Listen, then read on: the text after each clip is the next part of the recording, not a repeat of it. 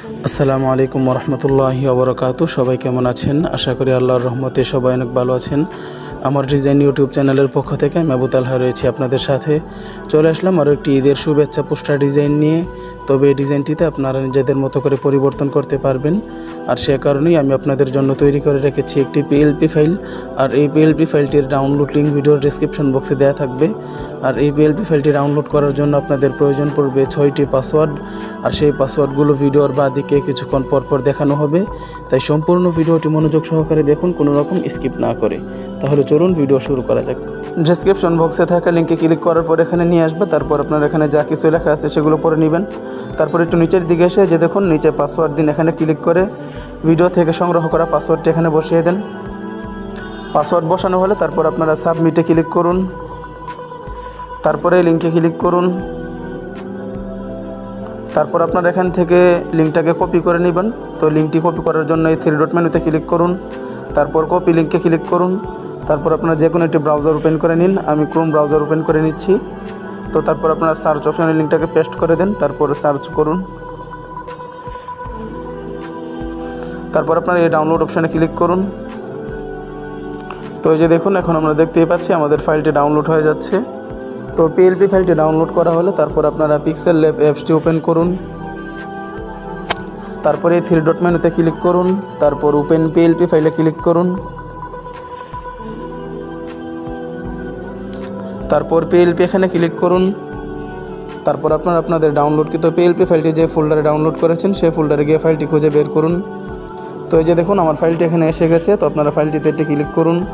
তারপর open and অ্যাডে click করুন।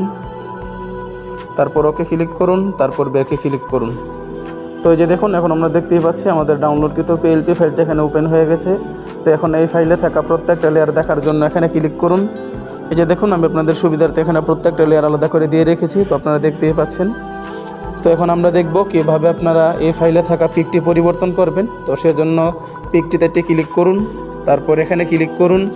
তারপর আপনারা এখানে ক্লিক করে আপনারা আপনাদের গ্যালারি থেকে একটি পিক সিলেক্ট করে নেন। তো এই যে দেখুন এখন আমি এই পিকটি অ্যাড করব। তো সেজন্য আপনারা চাইলে এখান থেকে ক্রপ করে নিতে পারেন। তো আমি ক্রপ করে নিচ্ছি। তো ক্রপ করা হলে তারপর আপনারা টিক মার্কে ক্লিক করুন। তো এই যে দেখুন আমাদের পিকটি কিন্তু ফাইলে চলে আসছে। তো আপনারা এখানে আপনাদের হাত দিয়ে পিকটাকে ছোটো বড়ো করে নিতে পারবেন আপনাদের ইচ্ছা অনুযায়ী। তো পিকটি বসানো হলে এখন আমরা দেখব কীভাবে আপনারা নামটি পরিবর্তন করবেন। তো সেজন্য নিচে যে নামটি রয়েছে নামটিতে ডাবল টাচ করুন। তারপর আপনারা এখানে আপনাদের পছন্দ মতো একটি নাম দিয়ে দেন। নাম পরিবর্তন করা হলে তারপর আপনারা ওকে ক্লিক করুন। তো এই যে দেখুন এখন আমরা দেখতেই পাচ্ছি নামটি খুব সুন্দরভাবে পরিবর্তন হয়ে গেছে। তো আপনারা সেমভাবে করে ফাইলে থাকা নামটি পরিবর্তন করতে পারবেন। তো সব কিছু করা কমপ্লিট করা হলে এখন এই পিকটিকে ডাউনলোড করার জন্য এই শেয়ার অপশনে ক্লিক করুন। তারপর আপনারা সেভ টু গ্যালারিতে ক্লিক করুন। তো পিকটি ডাউনলোড করা হলে এখন আমরা গ্যালারি থেকে দেখব পিকটি কেমন হয়েছে বা কতটা ক্লিয়ার হয়েছে। তো এই যে দেখুন এখন আমি গ্যালারি থেকে পিকটি ওপেন করে নিয়েছি। এখন আমি আপনাদেরকে জুম করে দেখাচ্ছি। তো আপনারা দেখতেই পাচ্ছেন কতটা সুন্দর হয়েছে বা কতটা ক্লিয়ার হয়েছে। আর আপনারা অবশ্যই ছবির ব্যাকগ্রাউন্ডটি রিমুভ করে নেবেন। আর ছবির ব্যাকগ্রাউন্ড রিমুভ সম্পর্কে ইউটিউবে অনেক ভিডিও রয়েছে, আপনারা সেগুলো দেখে যেভাবে ভালো হয় আপনারা ছবির ব্যাকগ্রাউন্ডটি রিমুভ করে নেবেন। আজ তাহলে পর্যন্তই। ভিডিওটি কেমন লাগলো অবশ্যই কমেন্ট করে জানাবেন।